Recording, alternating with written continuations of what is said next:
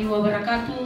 Waalaikumsalam warahmatullahi wabarakatuh. Om Swastiastu, Namo Buddhaya, salam kebajikan. Yang terhormat Rektor Universitas Sariputra Indonesia Tomohon, Bapak Aprildi R.A. Ferdinandus STMT, yang kami hormati narasumber kuliah umum Ibu Dorce Tandung Esos MAP, yang kami hormati Wakil Rektor 1 Ibu Angela A. Adam SEMM, Wakil Rektor 2 Ibu Olviano O. Sumampo SE MSA, dan yang kami hormati seluruh pejabat struktural Universitas Sariputra Indonesia Tomohon bersama dosen-dosen, serta yang kami hormati dan kami cintai dan kami banggakan seluruh mahasiswa Universitas Sariputra Indonesia Tomohon dari semester 1 sampai semester 7. Acara kuliah umum Universitas Sariputra Indonesia Tomohon Jumat 16 Agustus tahun 2024 diawali dengan ucapan selamat datang dan doa yang akan dibawakan oleh Kantor Pengembangan Institusi, kami sebut dengan hormat Joksan Huragana Eskop MMKes.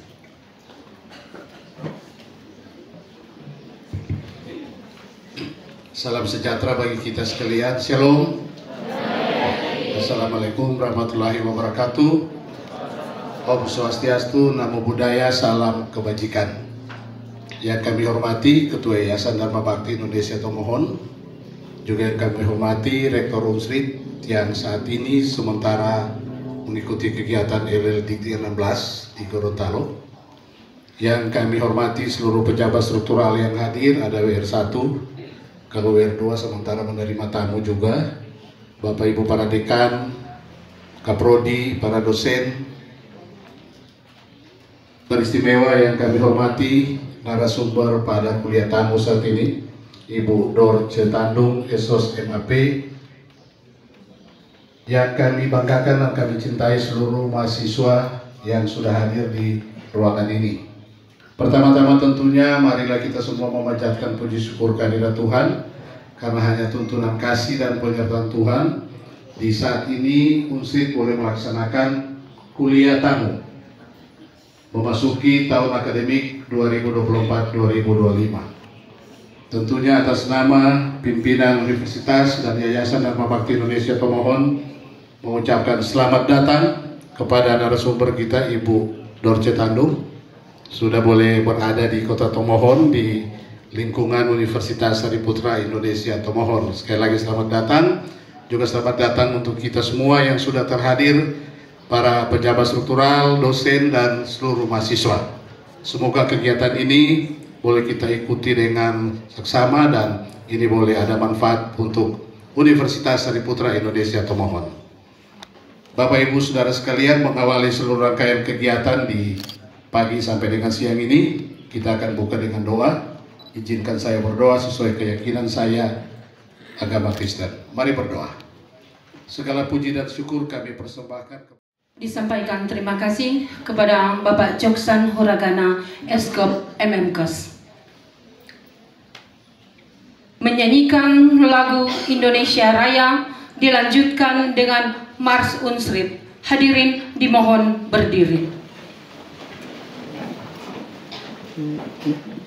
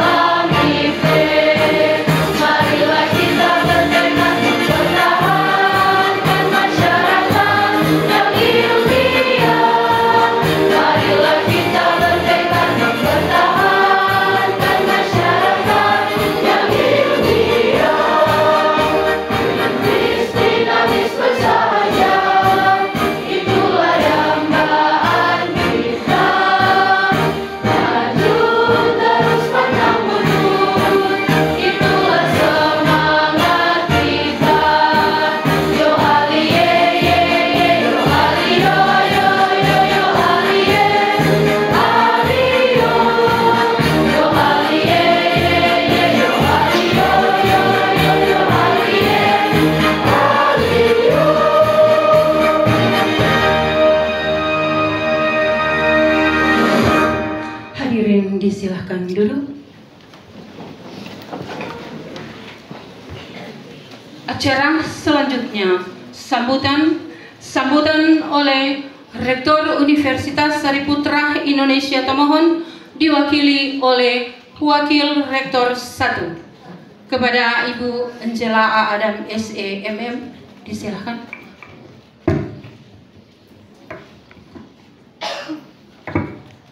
Assalamualaikum wabarakatuh. Salam sejahtera untuk kita semua. Namo Buddhaya, salam kebajikan. Yang saya hormati Ibu Ketua Yayasan Dharma Bakti Indonesia Tomohon, Ibu Kinio Runtuwene, dan yang saya hormati Bapak Rektor, Bapak Aprildi R.A. Ferdinandus STMT, yang pada saat ini tidak dapat hadir karena sementara tugas luar di Gorontalo, karena harus mengikuti rapat evaluasi kinerja perguruan tinggi swasta di wilayah 16.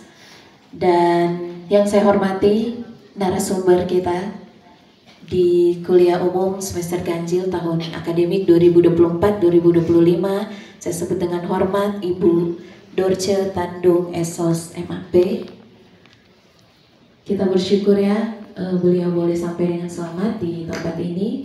Selamat datang Ibu di Kota Tomohon, selamat datang di Universitas Sariputra Indonesia Tomohon atau UNSRIT. Dan yang saya hormati juga Bapak Ibu pejabat struktural, baik wakil rektor, para kepala lembaga yang hadir, dekan, kaprodi, koordinator, dan Bapak Ibu dosen yang hadir bersama dengan pegawai, dan yang kami banggakan dan kasihi mahasiswa-mahasiswi UNSRIT di semester ganjil tahun akademik 2024-2025. Puji syukur kita panjatkan kepada Tuhan ya, karena kebaikan Tuhan sajalah boleh memberikan hari yang baru bagi kita semua. Lebih khusus, sangat spesial hari ini UNSRIT boleh menyelenggarakan kuliah umum di semester yang baru. Dan bersyukur kita semua terkumpul di tempat ini, walaupun yang ada di ruangan aula ini hanya semester 1 dan semester 3, sedangkan semester 5 dan 7 ada di lantai 2 aula UNSRIT, sementara mengikuti juga secara daring. Dan juga ada mahasiswa RPL yang mengikuti secara daring. Dan sangat bersyukur kepada Tuhan, kita semua terkumpul di tempat ini. Kita akan mengikuti pemaparan materi dari narasumber kita di siang hari ini. Dan saya harus katakan kali ini kuliah umum kita sangat spesial, karena yang pertama UNSRIT di tahun ini ya, kita menginjak di usia yang ke-25 tahun. Sebagai informasi untuk Ibu, dan tahun ini sangat spesial bagi kami karena sampai saat ini UNSRIT masih bertumbuh kokoh dan kuat ya. Sampai saat ini kami masih melakukan tridharma perguruan tinggi, masih eksis di Sulawesi Utara sesuai dengan visi dan misi UNSRIT. Kami sangat syukuri itu, dan kami sangat bersyukur juga kali ini di semester ganjil kami boleh melakukan kuliah umum. Teristimewa semester ini kami hadir dengan ketambahan prodi yang baru. Jadi dari 8 prodi, kita sekarang UNSRIT memiliki 9 prodi di Fakultas Keperawatan dan Ilmu Kesehatan, yaitu program studi Sarjana Terapan Keperawatan Anestesiologi, prodi anestesi. Tepuk tangan dulu untuk keperawatan. Dan kami harus menyampaikan selamat ya, banyak selamat kepada Fakultas Keperawatan dan Ilmu Kesehatan boleh melaunching prodi yang baru, prodi anestesi, dan sudah ada mahasiswa baru yang akan mulai kuliah di semester ini. Dan kami yakin itu semua karena kerjasama yang baik dari yayasan, para pimpinan universitas maupun terlebih khusus dari Fakultas Keperawatan. Dan ini sangat membanggakan bagi kami boleh hadir dengan satu-satunya prodi di Indonesia Timur. Sekali lagi selamat untuk Fakultas Keperawatan dan Ilmu Kesehatan, dan selamat juga kepada mahasiswa baru prodi anestesi. Dan teristimewa juga kali ini kita boleh mengundang narasumber dari Kementerian Kesehatan Republik Indonesia, Ibu Dorce Tandung Esos MAP, di mana beliau juga sebagai Ketua DPP Ikatan Penata Anestesi Indonesia atau IPAI, dan juga di Kemenkes sebagai Widai Suara Alimadya Kemenkes. Kami sangat bangga beliau boleh bersedia hadir di tempat ini jauh-jauh ya dari Jakarta, boleh hadir berkunjung di Unsrit untuk memberikan ilmu, membagikan wawasan bagi kita semua terkait transformasi SDM di era digital. Dan untuk itu kami dari seluruh Universitas Sariputra Indonesia memohon baik yayasan, universitas maupun para dosen, pejabat struktural, pegawai, bahkan seluruh mahasiswa-mahasiswi, kami sangat excited ya, bersemangat untuk mengikuti kuliah umum ini dengan materi yang akan dipaparkan oleh beliau, oleh Ibu Dorce. Dan berbicara transformasi SDM di era digital memang menjadi keharusan ya bagi perguruan tinggi, karena kalau kita tidak memiliki SDM yang bisa bertransformasi, kemampuan beradaptasi yang kurang, maka saya rasa akan mempengaruhi juga kinerja lulusan Universitas Sariputra Indonesia Tomohon. Untuk itu kami juga di Unsrit, SDM itu kami mengutamakan terutama dari para dosen dan tenaga kependidikan, karena dari dosen dan tenaga kependidikanlah kami akan mulai sehingga bisa menurunkan ke mahasiswa-mahasiswi kami bahwa diperlukan kemampuan adaptasi yang cepat. Namanya juga transformasi ya Bu, kita harus tahu perubahan yang cepat di era teknologi informasi juga yang bertransformasi. Bukan hanya teknologi yang kita saksikan berubah dengan cepat, tapi juga SDM kita sendiri, mahasiswa-mahasiswi yang juga kemampuan adaptasi kita harus ada, harus inovatif dan kreatif sehingga kita boleh menjadi lulusan Unsrit yang kokoh dan unggul sehingga dapat bersaing. Dan itu yang kami harapkan dalam kuliah umum ini. Semoga apa yang kita akan dengarkan, kita akan terima dari narasumber, dari Ibu Dorce, boleh menjadi berkat bagi kita semua, boleh membekali kita semua, baik kita sebagai dosen, tenaga kependidikan, maupun lebih khusus kepada mahasiswa-mahasiswi Unsrit. Oleh sebab itu, mewakili Rektor, kami mengucapkan selamat kita mengikuti kuliah umum, dan selamat kepada pemateri, narasumber kita untuk memberikan materi, dan kita selamat menyimak materi transformasi SDM di era digital. Sekali lagi, selama kita mengikuti kuliah umum, Tuhan memberkati dan menyertai kita semua. Terima kasih. Dikembalikan, terima kasih. Untuk sertifikasi sebagai penyuluh anti korupsi itu lebih susah itu daripada masuk surga. Masuk surga kan kita, perilaku kita sesuai dengan apa yang dikehendaki Yang Maha Kuasa, bisa masuk surga. Itu aja syaratnya. Ya kan? Ini jadi penyuluh anti korupsi banyak sekali syaratnya. Susah banget. Makanya saya bilang lebih susah jadi itu penyuluh anti korupsi daripada masuk surga.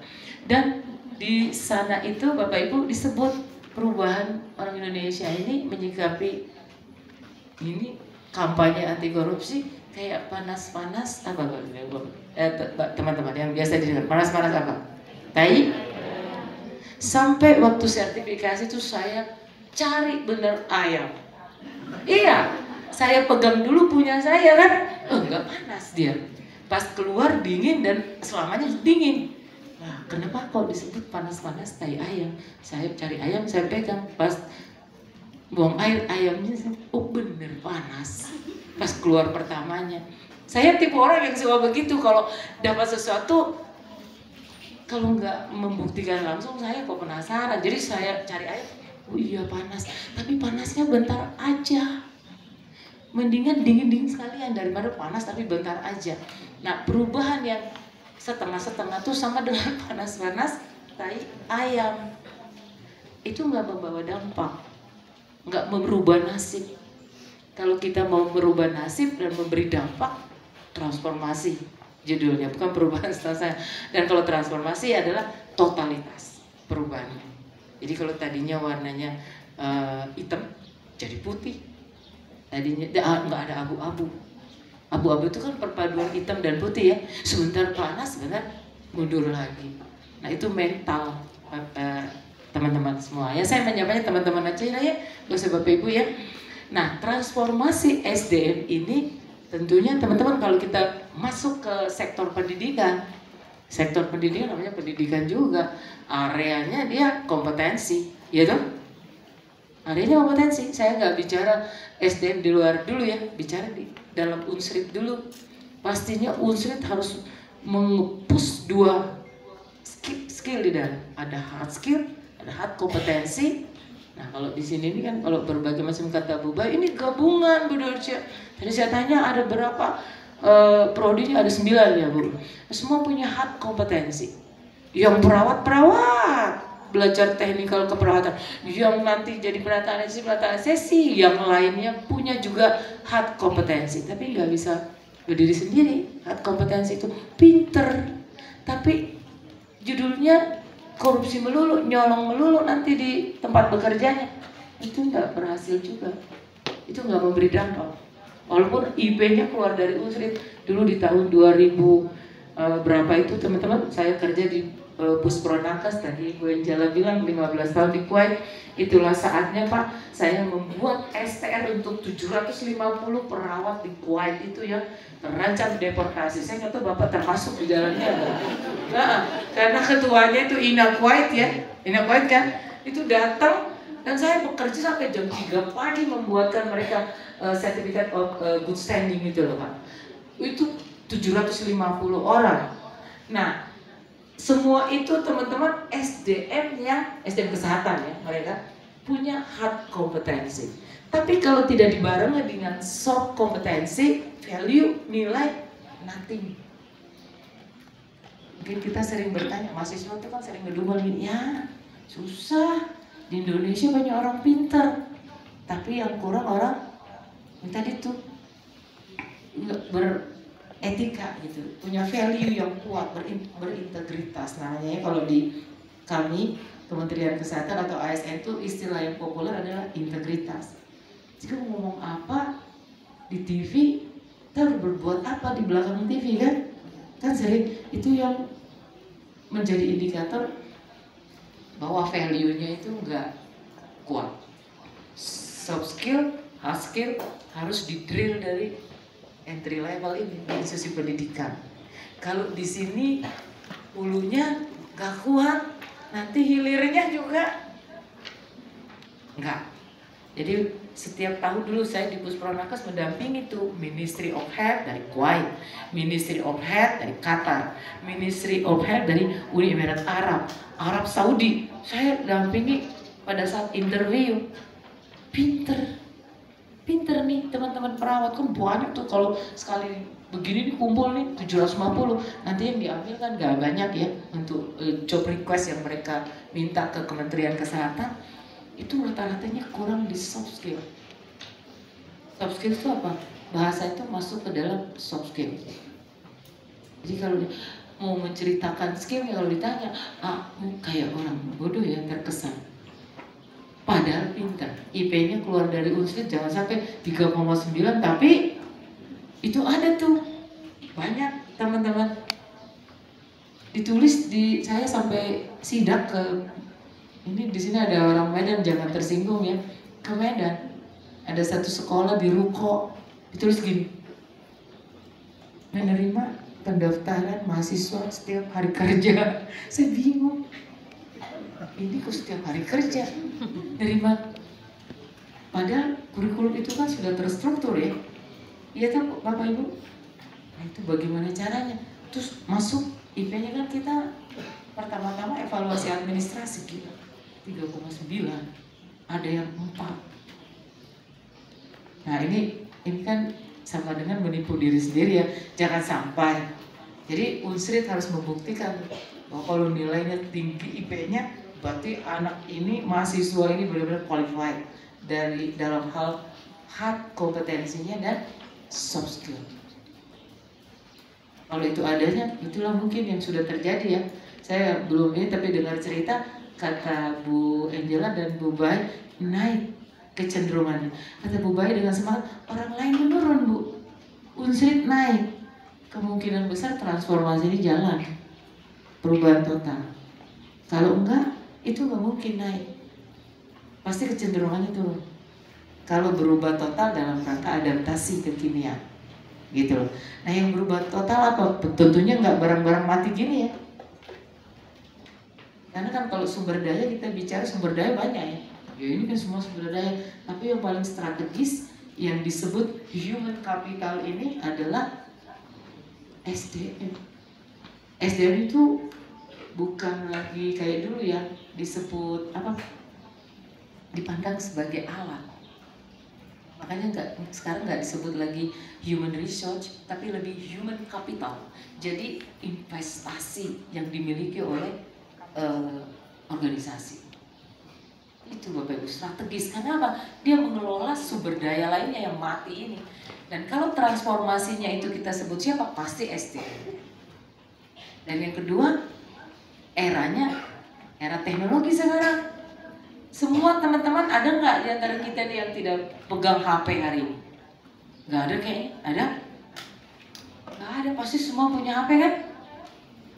Itu namanya teman-teman sudah kehidupannya itu bergantung penuh sama yang namanya teknologi digital. Ini digital. Mau makan lewat ini, mau minum lewat, mau pacaran lewat ini, mau cari apa lewat ini, kan? Tidak perlu lagi kemana-mana. Sekarang yang di ruang mana digital, dia bisa akses ke ruang yang luring ini kan, yang daring. Ini sudah ada di sini. Jadi dua tuh, teknologi digital dan transformasi, perubahan total. Ini kekinian yang ada di etalase kita hari ini. Dan siapa objeknya? Manusia. Jadi pas banget judulnya. Maka saya suka banget. Saya ini memang akhir-akhir ini bicara itu terus. Jadi semangat saya. Karena tanpa manusia unggul, ini saya sedang lagi bikin buku dua ya. Satu untuk Widya Suara unggul dan dua untuk tenaga kesehatan unggul. Itu disambut baik oleh staf khusus menteri. Kalau Bapak Ibu dengar Pak Bambang, itu lagi kampanye budaya kerja. Dan ya karena nyambung dengan buku saya, maka saya salah satu lagi narasumber untuk menyusun kurikulum MOC ini untuk yang nanti menyasar ke institusi pendidikan di seluruh Indonesia ya, baik pemerintah maupun swasta. Kenapa? Karena sangat diperlukan yang namanya perubahan total dari SDM. Apapun merek SDM-nya. SDM ASN, SDM Polri, SDM ASN non-ASN, apapun yang namanya orang diperlukan perubahan. Nanti di materi ini ada sedikit film pendek tentang kodok. Kodok itu kan mengalami perubahan ya, karena hidup di dua alam. Nah, nanti itu untuk pemantapannya ke sana. Ini saya dibatasi waktu nggak sih? Kalau dibatasi waktu saya agak lari cepat, kalau nggak saya eksplornya agak banyak. Dibatasi. Kalau di sini kan sampai jam 12 selesai, begitu. Jadi nanti di sana kita berinteraksi lebih lanjut lagi. Itu perkenalan saya. Nah selanjutnya saya mau ke sini teman-teman. Ini terlihat sampai belakang pasti enggak ya? Ininya ya? Enggak ya? Jadi saya harus nyanyikan gitu loh, suarakan. Teman-teman di slide ini saya meng-highlight ada 500.000 pasien itu berobat ke Malaysia tahun 2023. Dan di sininya ramai-ramai keluar negeri saat sakit. Kenapa? Ada yang tahu nggak jawabannya? Ini jawaban lepas saja. Kenapa masyarakat Indonesia lebih senang berobat ke luar negeri? Kenapa? Lebih percaya. Bukan hanya berobat teman-teman. Ini saya nggak taruh aja slide-nya. Sekolah pun mereka bangga kalau ke luar negeri, betul? Karena kepercayaan tadi. Pertanyaannya kenapa? Dia nggak bangga dengan rumah sakit yang ada di Indonesia, di negaranya. Wah, kalau teman-teman buka YouTube, keluhan tentang ini, banyak banget. Yang maki-maki menteri, yang maki-maki direktur rumah sakit, yang maki-maki segala banyak. Artinya nggak puas. Nah kalau ditanya tadi itu persoalannya, hard skill, soft skill dari tenaga kesehatan, iya kan? Tenaga kesehatannya Bu, ditanya aja. Itu kalau mau tanya apotek di belah mana? Cari sendiri. Bapak kan punya mata. Sementara kalau di luar negeri masih jauh dari sana, mobilnya mau masuk, parkirnya udah disediakan, sudah disambut dengan senyuman, saya Pak, dengan mudahnya masuk, udah gitu dibukain pintunya oleh tukang parkirnya. Bapak mau kemana? Apa kebutuhan Bapak? Ditunjukkan sampai puasnya luar biasa. Mau bayar berapapun, kalau orang puas mau. Kalau saya punya uang berapapun saya bayar, saya puas. Nah kalau nggak ada itu, tenaga kesehatan kita, mau kampanye apapun nggak mempan. tenaga kesehatannya yang muatannya harus dipastikan tadi, dan itu bermula dari mana? Dari institusi pendidikan, enggak dari yang lain. Saya di LAN itu suka bicara ini terlambat Bu kalau Anda di pelatihan. Saya ini kan ada di pelatihan ya, agak terlambat kalau di drill di pelatihan. Udah banyak virus masuk, soal virus korupsi lah kalau udah jadi pegawai kan. Tapi kalau masih mahasiswa begini, ini kan masih tingkat kemurniannya masih dimasukin sesuatu, masih potensi untuk berhasilnya tinggi dibanding dengan sudah karatan seperti saya. Apalagi kalau sudah lingkungannya udah mendukung untuk hal-hal yang kurang baik. Nah itu dia. Nah ini kalau kita tanya, ini berdampak kemana? Ke ekonomi. Ke ekonomi kita Indonesia. Jangan heran kalau kita itu, heran ya, Indonesia ini tomohon itu dari hijaunya. Jadi kalau Bapak, ini saya pakai Bapak aja ya contohnya. Bapak makan duku tuh. Duku tuh kan bisa ditelan bijinya kan Pak. Kalau Bapak makan durian, Bapak telan bijinya, dibawa ke rumah sakit Pak. Tapi kalau makan duku ketelan kan sering ya teman-teman. Ada yang suka pernah makan duku kan? Saya sering ketelan. Dan kalau keluar di bawah dan keluarnya di kebun, tumbuh.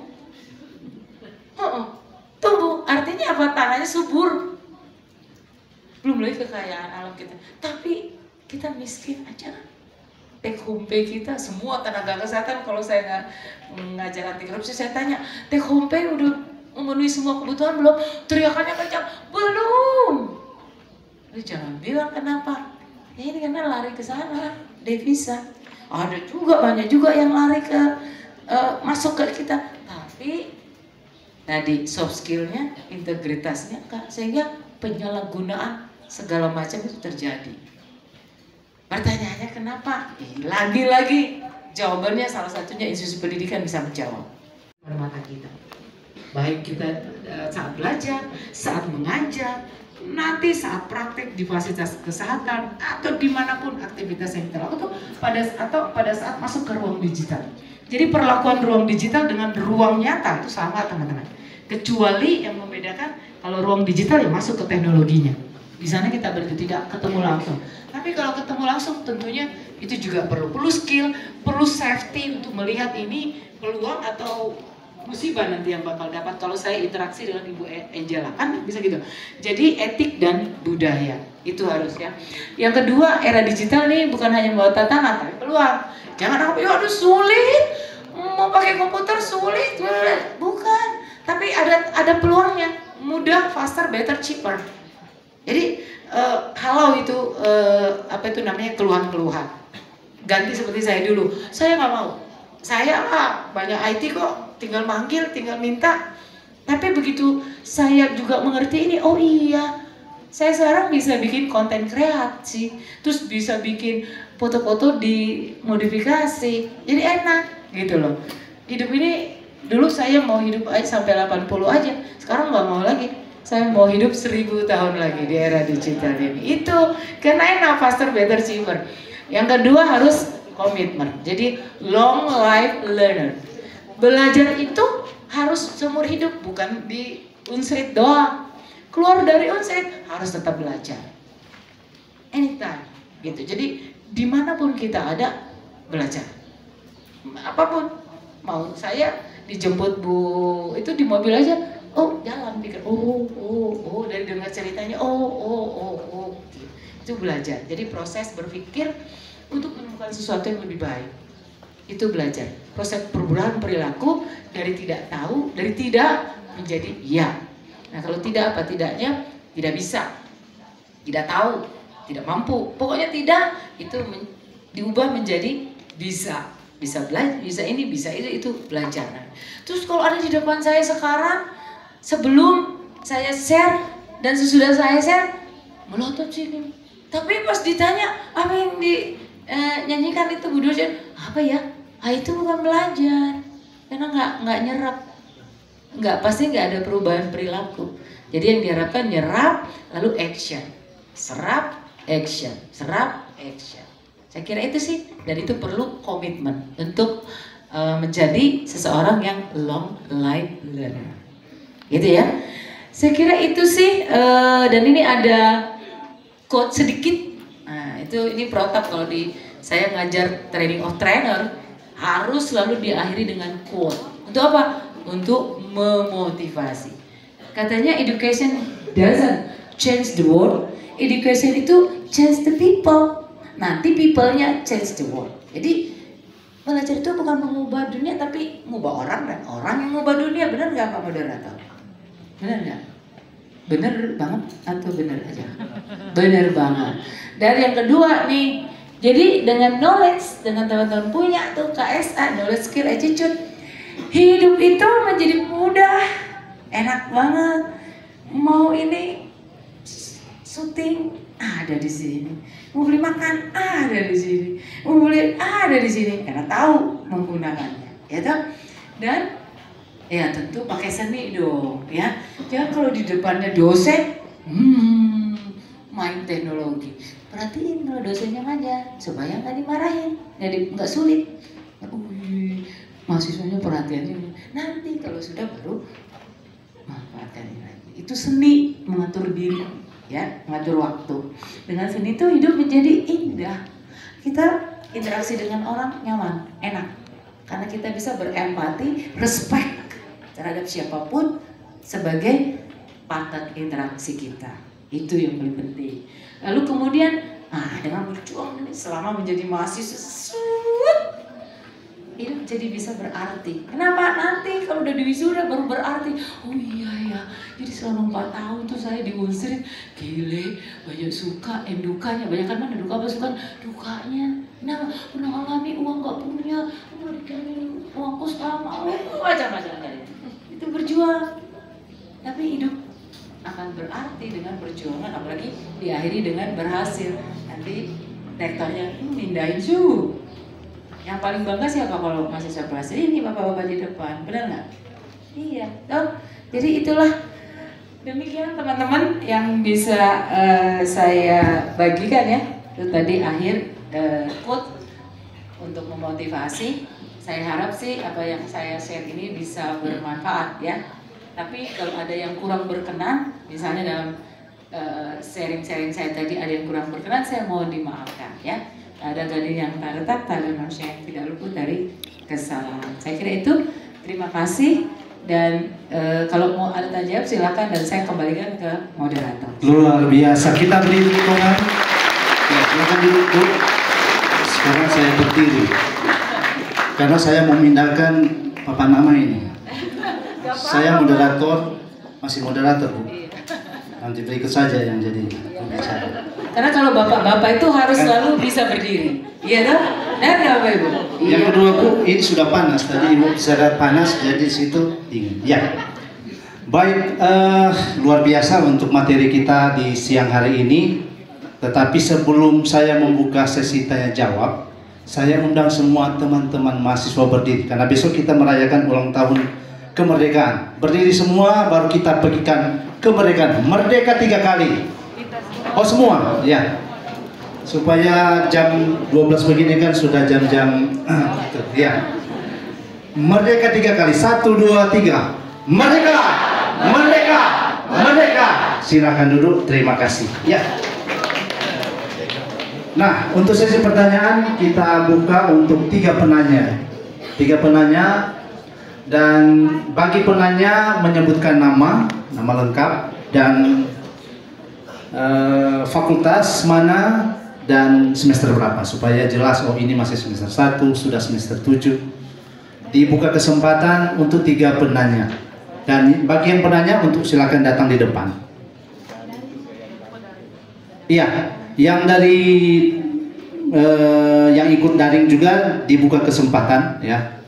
Yang pertama dibuka kesempatan yang hadir secara luring. Silakan, siapa yang ingin bertanya? Ada?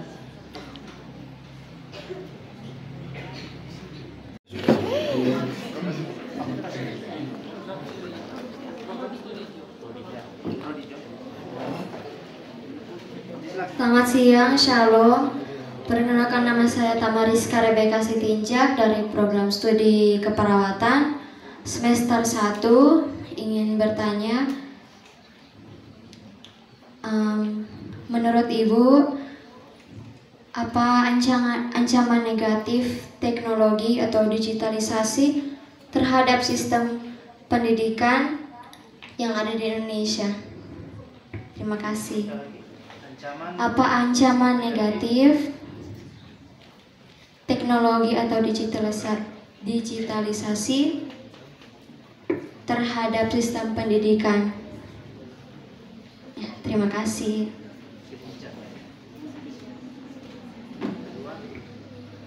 Terima kasih atas kesempatan yang telah diberikan. Perkenalkan, nama saya Muhammad Rafius Kain, dan pertanyaannya adalah Prodi STKA.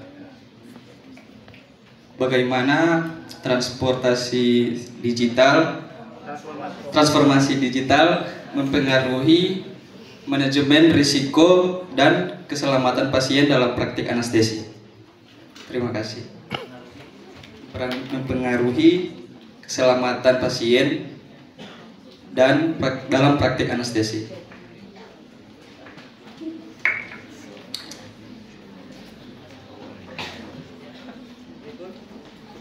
Perkenalkan, nama saya Vincent Kauwung, saya dari Prodi STKA semester 1. Saya ingin bertanya, jika tenaga kerja anestesi sangat diperlukan, mengapa ini hanya ada di beberapa universitas tertentu?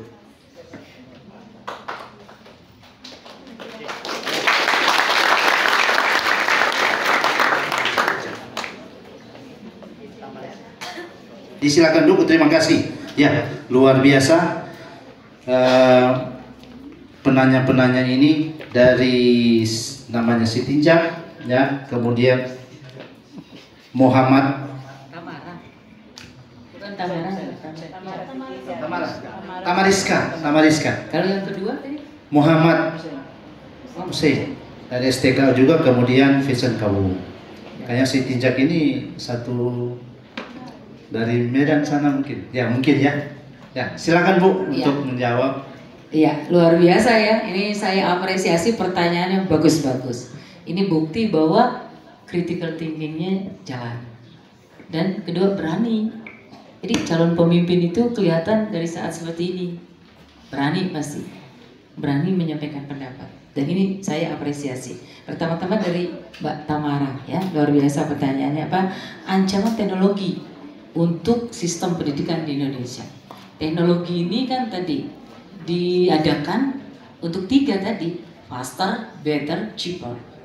Nah, ini banyak yang menyalahgunakan pastinya. Misalnya tadi pemanfaatan AI itu banyak di institusi-institusi di beberapa negara yang hanya mengandalkan itu, sehingga dikhawatirkan mahasiswa itu tidak berpikir lagi, tidak berpikir kritis gitu. Karena hanya betul-betul mengandalkan teknologi ini dengan pemanfaatan yang tidak sesuai dengan peruntukannya.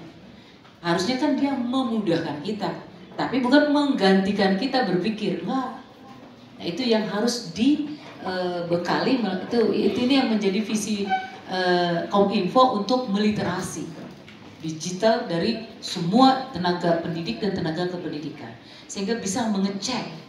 Jadi kalau di budaya digital itu teman-teman, salah satu cirinya adalah produk-produk yang kita upload itu mudah direproduksi. Jadi ini memicu plagiarisme. Kan kita download, ambil karya orang, ya, dari teknologi itu banyak. Karena ada 7 karakteristik budaya digital. Salah satunya adalah mudah direproduksi, mudah dikreasikan lagi, tapi bukan hasil olah pikirnya. Ini akan membuat kecerdasan kita bukan yang sebenarnya. Jadi sudah maksudnya kalau negatifnya plagiarisme. Nah, maka sekarang ada tools kan ya, tapi pintar juga. Orang yang menciptakan teknologi itu nggak mudah. Misalnya yang mau membuat buku, dia hanya mengandalkan ambil dari karya-karya orang lain. Itu begitu dicek dengan tools plagiarisme, kedeteksi itu. Nah, berapa toleransinya? Kalau di kami toleransinya hanya 40%. Begitu di atas 40% tolak. Karya-karya tulis kayak artikel kita tolak. Karena satu apa yang dikhawatirkan dari teknologi digital hal-hal seperti itu. Nah, ini akan masuk ke dunia pendidikan, begitu. Plagiarisme, lalu kemudian menggampangkan. Jadi tidak lagi totalitas di dalam berkarya gitu. Ini yang tidak boleh. Mudah, easy bukan berarti menggampangkan, tapi dia membantu kita untuk mudah menemukan ide-ide dan lain-lain. Nah, selebihnya kitalah yang menindaklanjuti, kitalah yang menjawab masalah lewat apa yang kita sedang buat melalui penggunaan karya-karya dengan pemanfaatan teknologi digital. Begitu ya Mbak Tamara ya, ini yang akan mengancam sistem pendidikan salah satunya. Yang kedua, mau apa namanya Pak Mas siapa? Muhammad Hussein ya, Muhammad Hussein ya. Transparansi digital untuk kesana. Bagi penata anestesi atau praktisi di pelayanan anestesi, enak nih sekarang. Jadi teknologi alat monitoring digital itu udah bagus. Dan kalau mesin bekerja itu hanya ya tidak. Akurasinya tinggi sekali gitu. Ini kita dimudahkan. Jadi keselamatan pasien itu bisa digaransi, keamanan keselamatan pasien. Alat monitoring, lalu kemudian mesin-mesin anestesi itu sudah IoT semua, Internet of Things. Kalau dulu enggak, masih kita putar-putar aja. Kalau sekarang udah ada digitalnya. Kemungkinan besar ke depan teman-teman alat kayak contoh kalau kita naik ke mobil ya, mobil itu kan sekarang udah bisa berfungsi jadi ini kan ya, jadi alat komunikasi kan, kita setel dengan Bluetooth di mobil udah bisa terima telepon kan, jadi nggak usah pakai HP ya, itu kan karena IoT, Internet of Things.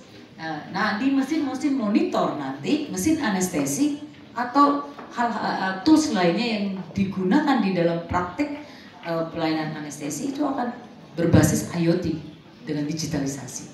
Nah, itu akan mempermudah teman-teman semua. Nanti lagi lagi ngukur ini misalnya, misalnya Bapak sedang saya bius anaknya di dalam OKA, Bapaknya nunggu di luar, itu Bapaknya bisa hubungi saya chat langsung dari mesin anestesi ini. Jadi saya kasih report ke orang tuanya nih, tensi nadinya terus gini, di jam segini. Kan enak dia di luar, puas gitu. Ada komunikasi. Kalau yang selama ini kan kita nggak tahu, harap-harap cemas bisa jadi ini diselesaikan di luar stroke, waduh, karena nggak ada komunikasi. Tapi kalau saya supply, anak Bapak dalam kondisi normal, ini IoT semua sudah berbasis digitalisasi. Itu akan begitu ke depan asesnya, dan itu menjamin keselamatan pasien dan keluarga, bukan hanya pasiennya. Nah, lalu kemudian apa yang terakhir ini? Apa yang sangat diperlukan? Apa tuh? Tadi? Kenapa hanya 20 ya? 19 ya. Jadi gini, saya ini mengkaji pada tahun 2013, karena untuk pertama kalinya prodi ini akan saya expose naskah akademiknya ke Dikbud untuk ditetapkan jadi nomenklatur berserta gelar nanti kalau prodi ini diterima, itu angka penata anestesi yang dibutuhkan 21.500 2013. Ini dikaji antara Pusat Perencanaan dan Pendayagunaan Tenaga Kesehatan Kementerian Kesehatan, lalu Pusat Kajian Informasi Universitas Indonesia, dan Ikatan Penata Anestesi Indonesia. Waktu itu masih judulnya Ikatan Perawat Anestesi Indonesia. Jadi bertiga di 11 provinsi sampelnya di Indonesia. Ketemulah angka 21.500 kurang lebihnya. 21.4 tapi sudah mendekati 500. Itu dengan catatan 3 shift, pagi, siang, malam. Dan belum lagi kalau ada yang pensiun di setiap tahunnya. Itu sudah menjadi bahan kajian. Ketemu angka 21.500. Sekolahnya waktu itu nggak ada. Belum ada sekolahnya. Nah, lalu saya berjuang itu 2013 ke 2015 barulah 2015 disetujui. Pindah dari hotel ke hotel, pendekatan begini sama Direktur Belmawa, sama Dirjen Dikti. Alhamdulillah puji Tuhan diterima. Melalui saya lupa Permendikbud Ristek Diktinya itu nomor berapa lupa sudah.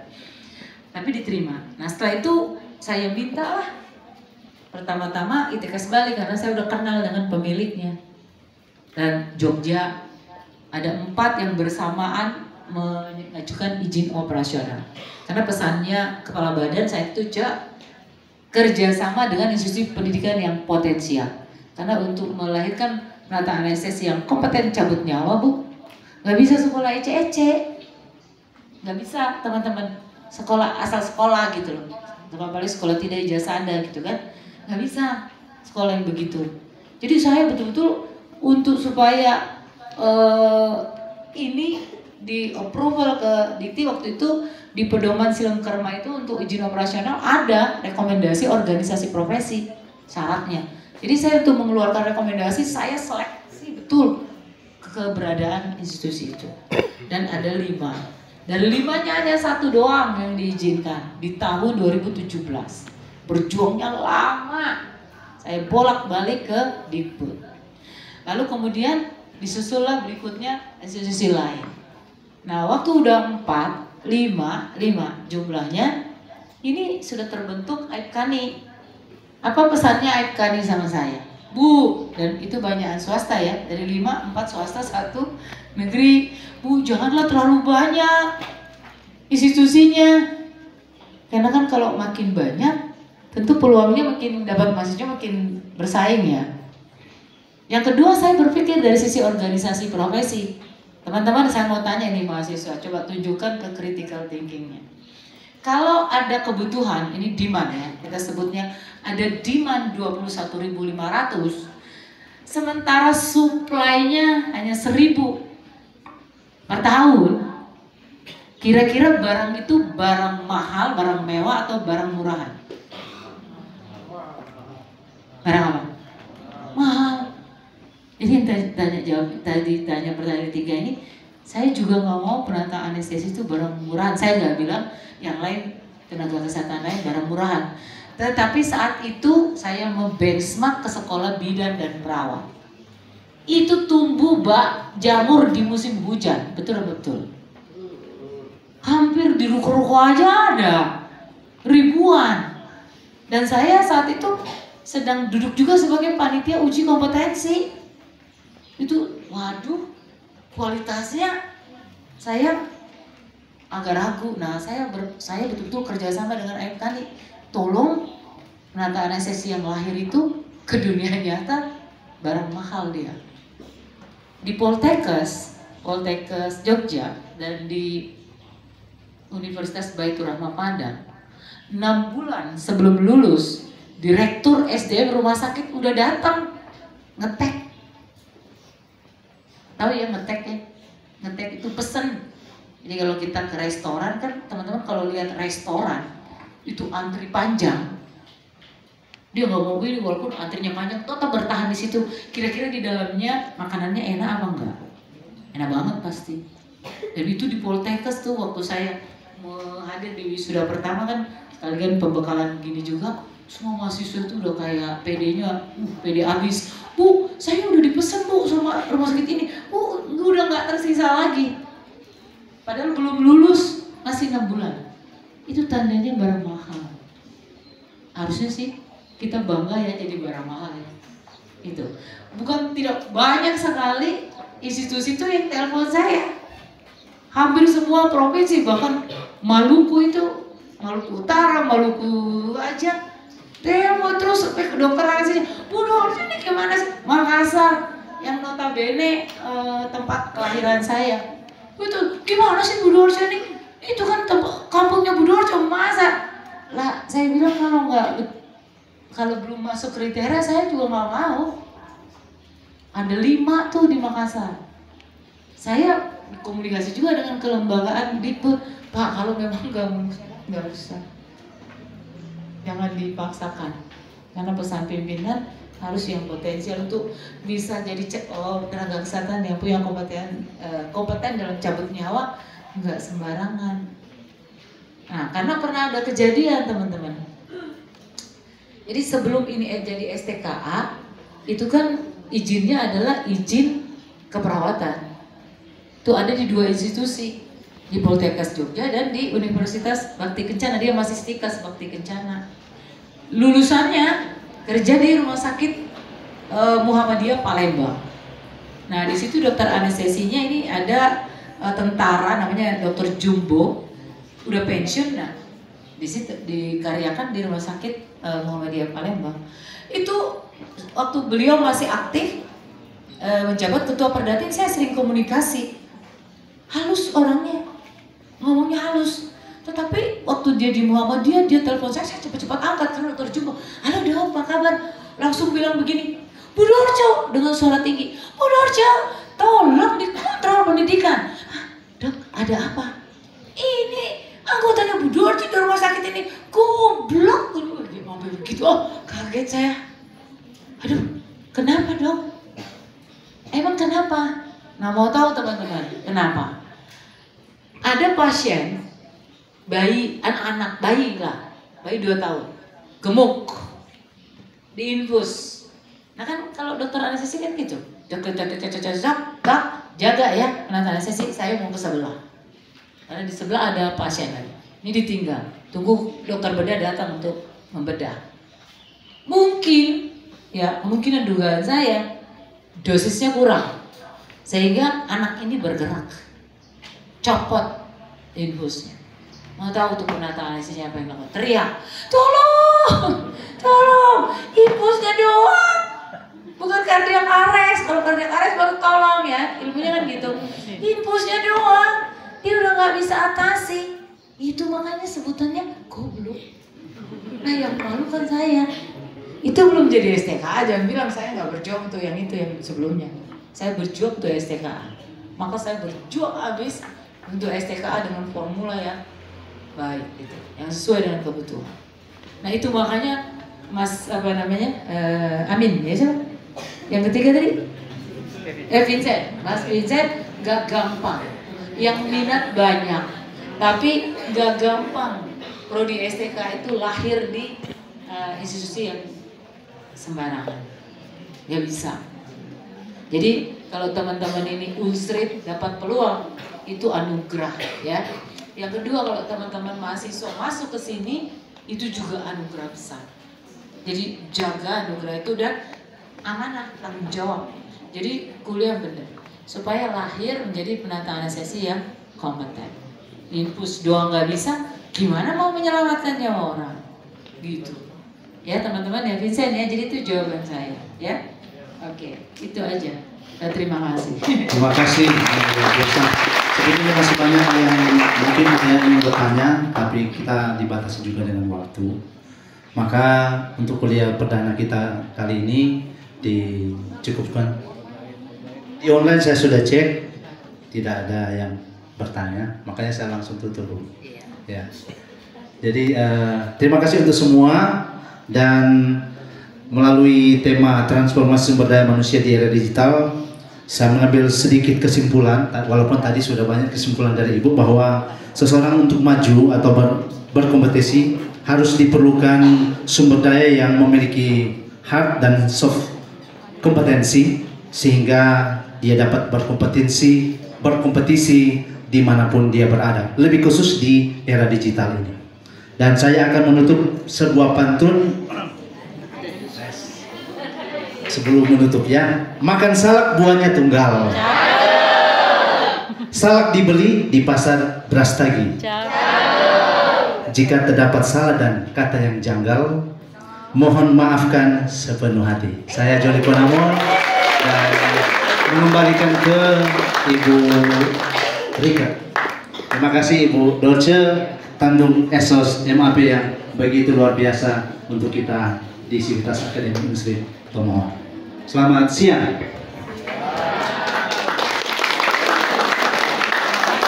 Hadirin yang kami hormati, mengakhiri rangkaian acara kuliah umum pada hari ini, diakhiri dengan ucapan terima kasih dan ditutup dengan doa yang akan dibawakan oleh Dekan FKIK. Kami mengundang Nurse Baites Dasubang, MKep PSD.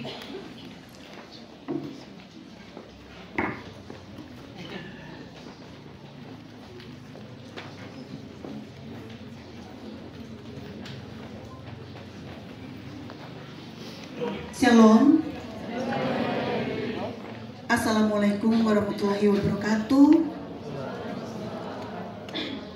Om Swastiastu, Namo Buddhaya, Salam Kebajikan. Yang kami hormati Ketua Yayasan Dharma Bakti Indonesia Tomohon, Ibu Kinio Runtuwene, yang saat ini diwakili oleh Pembina Yayasan Ibu Felicia Autama, SIKOM, MIKOM. Yang kami hormati Rektor Universitas Hadiputra Indonesia Tomohon, Bapak Aprildi R.A. Ferdinandus STMT, bersama dengan Ibu WR1, Ibu Angela Adam SEMM, dan juga WR2 Ibu Olviana Sumampo SEMSA, dan Kepala Kantor Pengembangan Institusi Bapak Joksan Horagana, SKP Menkes, rekan-rekan pejabat struktural yang tidak dapat kami sebutkan satu persatu, dan teristimewa saat ini dosen, karena ini kuliah tamu jadi mau bilang ini dosen tamu kita pada siang hari ini yang sangat luar biasa, Ibu Dorce Tandung, Esos MAP, mahasiswa yang kami banggakan dan kami cintai. Tentunya dengan berakhirnya kegiatan kuliah tamu di semester ganjil tahun 2024-2025, kita mengucapkan syukur kepada Tuhan oleh karena kegiatan ini boleh berjalan dengan lancar sampai saat ini.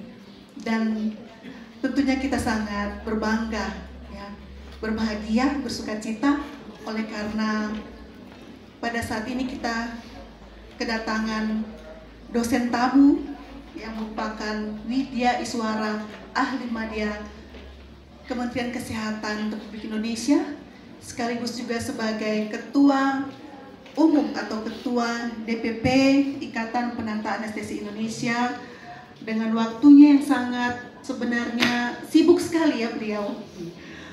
Setiap hari pasti ada ya Bu ya, yang booking Ibu untuk bisa menjadi narasumber atau pembicara di berbagai kegiatan yang ada. Bukan hanya di Kemenkes, tapi juga di kementerian yang lainnya, bahkan institusi pendidikan. Dan kami pada saat ini bersyukur oleh karena bertepatan dengan dibukanya program studi yang baru, STKA, sebagaimana Ibu sampaikan tadi, itu merupakan anugerah yang luar biasa. Jadi kami juga sebagai pengelola fakultas seringkali berpikir, rasa tidak percaya. Ya, bahkan ada yang bertanya-tanya, bagaimana kiatnya? Kenapa cepat sekali gitu ya? Bahkan Ibu Dorce juga pernah bertanya seperti itu. Ya, itu kita kembalikan bahwa semua itu adalah karena anugerah Tuhan semata. Jadi berbahagialah mahasiswa yang saat ini sudah terdaftar ya sebagai mahasiswa baru di Prodi STKA, karena kita juga mempunyai induk, mempunyai seorang ibu ya yang akan mengawal ya sampai dengan nanti mahasiswa boleh menjadi seorang penata anestesi yang kompeten. Dan luar biasa Ibu sebagai motivator juga bagi kami, dan tentunya harapan kami pada saat ini Ibu tetap juga bisa memberikan arahan dan masukan bagi kami. Selain Prodi STKA juga bagi kami semua Sivitas Unsrit untuk kedepannya lebih maju lagi. Terlebih kami juga tidak ketinggalan di era digitalisasi ini. Bukan hanya mengharapkan hard kompetensi, tapi juga lebih khusus soft kompetensi. dan menjadi sumber daya manusia ya, yang handal, bukan hanya saat ini tapi juga di masa yang akan datang. Untuk itu tentunya kami mengucapkan banyak terima kasih kepada Ketua Yayasan Dharma Bakti Indonesia Tomohon yang sudah memberikan motivasi juga, bantuan, semangat bagi kami ya untuk bisa mengadakan atau melaksanakan kegiatan ini. Terlebih juga pimpinan universitas, rektor dan wakil-wakil rektor, para pejabat struktural, dan semua pihak yang sudah membantu, termasuk juga moderator yang luar biasa pada saat ini, Nurse Joli Penamon, BSN, MSN, RN, ya, yang sudah memandu acara pada saat ini. Terlebih semua mahasiswa yang sudah hadir, ya, baik luring maupun daring, terima kasih atas kehadiran semuanya, dan ini boleh menjadi semangat bagi kalian semua untuk memulai semester yang baru di semester ganjil tahun akademik 2004-2005. Dan sebelum kita menutup acara kita pada saat ini, mari kita berdoa, dan izinkan saya untuk berdoa menurut ajaran kepercayaan saya agama Kristen, dan yang lainnya mungkin bisa menyesuaikan.